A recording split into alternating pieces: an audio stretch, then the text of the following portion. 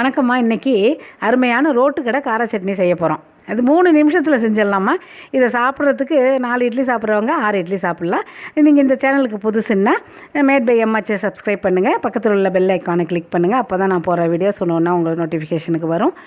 வாங்க வீடியோக்குள்ளே போகலாம்.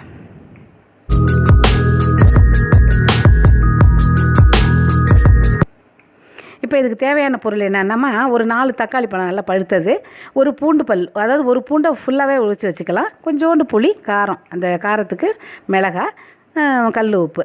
இப்போ தாளிக்கிறதுக்கு கடுகு, உளுத்தம்பருப்பு, இப்போ இது கருவேப்பிலை. இப்போ மிக்ஸி ஜாரில் எடுத்து நம்ம முதல்ல தக்காளி, புளி நான் எடுத்து வச்சுருக்கேன் பார்த்தீங்களா, மிளகாய், அது ஒரு 4 தக்காளிக்கு ஒரு 15 மிளகாய் போட்டுக்கலாம். நல்லா எல்லாத்தையும் போட்டு பூண்டு, தக்காளி, மிளகாய், கல் உப்பு எல்லாத்தையுமே இதில் போட்டு அரைச்சிக்குவோம். இப்போ இதை ஒரு தடவை நாங்கள் சாப்பிட்டு பார்த்துட்டு அதுக்கப்புறம் தான் நாங்கள் இதை செய்ய ஆரம்பித்தோம். ஆனால் இப்போ இதுக்கு பக்கத்தில் கொஞ்சோண்டு தாளிக்காமல் தேங்காய் சட்னி செய்வோம் பார்த்தீங்களா, அது மாதிரி வச்சுட்டோன்னு வச்சுங்களேன், கொள்ள டேஸ்ட்டுமா. இதுதான் ரோட்டு கடையில் உள்ள ஒரு சட்னிக்கு உள்ள ஒரு டேஸ்ட்டுன்னு அப்போ தான் புரிஞ்சிச்சு எங்களுக்கு. அதனால தான் இதை செஞ்சு பார்க்குறேன். இப்போ பாருங்கள், இது எல்லாத்தையும் நல்லா அரைச்சிக்கணும். அரைச்சிட்டு இதுக்கு தகுந்த மாதிரி எல்லாம் போட்டுட்டோம். அதில் எல்லாத்தையுமே பச்சையாக போட்டிருக்கோம். தக்காளி, மிளகாய், பூண்டு, கொஞ்சோண்டு புளி, உப்பு எல்லாம் இதெல்லாம் போட்டிருக்கோம். அதை அரைச்சாச்சு பாருங்கள், அவ்வளோதான். இது 3 நிமிஷத்தில் செய்கிற சட்னின்னா அதுதான். இந்த கடுகை இப்போ தாளிக்க போகிறோம். எண்ணெய் சட்டியில் நல்லெண்ணெயை கொஞ்சம் கூட ஊற்றுங்க.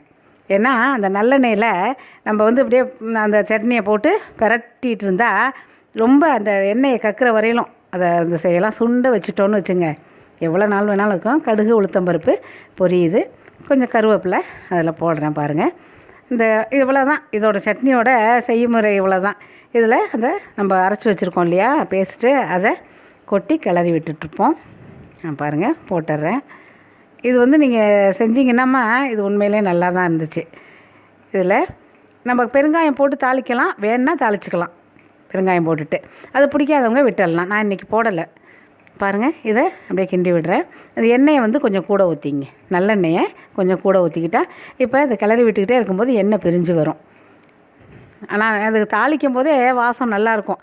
2 இட்லியில் சட்னி வச்சு சாப்பிட்றதுக்கு ரொம்ப ரொம்ப அருமையாக இருக்கும். குழந்தைங்க விரும்பி சாப்பிடுவாங்க. ஏன்னா தக்காளி, இந்த பூண்டெல்லாம் போட்டிருக்கோம் இல்லையா, காரம் கொஞ்சம் மட்டாக தான் இருக்கும், கலர் தான் அப்படி இருக்குது. இப்போ பாருங்கள், அழகாக சட்னி ரெடி ஆயிடுச்சு. இதில் தோசைக்கு, இட்லிக்கு எல்லாத்துக்கும் சூட் ஆகிறது இந்த சட்னி. நீங்கள் இதை செஞ்சு பாருங்கள். செஞ்சு பார்த்துட்டு குழந்தைங்க எப்படி சாப்பிட்றதுன்னு நீங்கள் பார்த்தீங்கன்னாவே அடுத்தடுத்து நீங்கள் செய்ய ஆரம்பிச்சிருவீங்க. 4 சாப்பிட்றத 5 சாப்பிடும். நன்றிம்மா.